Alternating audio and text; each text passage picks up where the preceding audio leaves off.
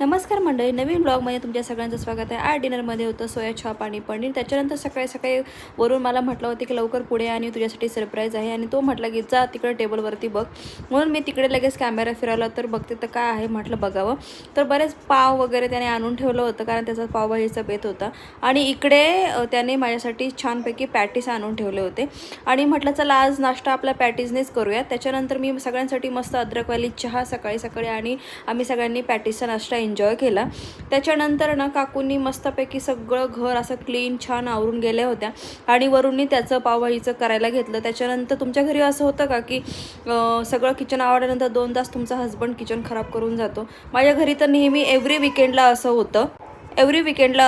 आणि चला म्हटलं आपल्याही जेवणाची वेळ झालेली आहे, ऑलमोस्ट 2 वाजत आलेले होते। म्हटलं आपणही आपला लंच करून घेऊ। सो चलो बाय बाय, भेटू नेक्स्ट व्लॉगमध्ये। तोपर्यंत bye, take care, see you.